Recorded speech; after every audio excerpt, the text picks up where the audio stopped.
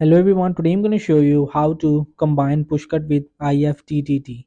So I just tap and move in my Pushcut app. So I will just go in the server icon which is bottom.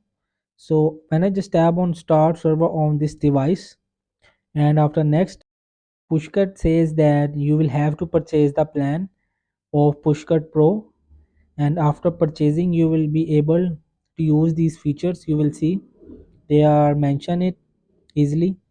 So the point is that I will just show you with screenshot.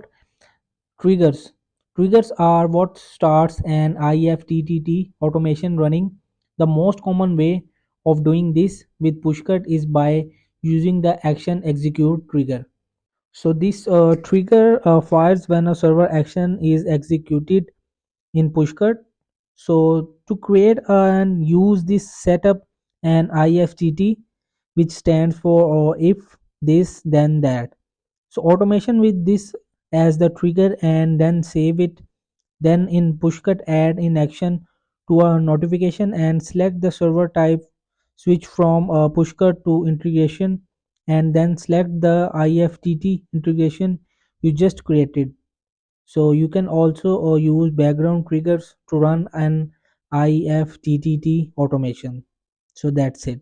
Hope this video helped you. Please don't forget to like and subscribe and get notified for more videos.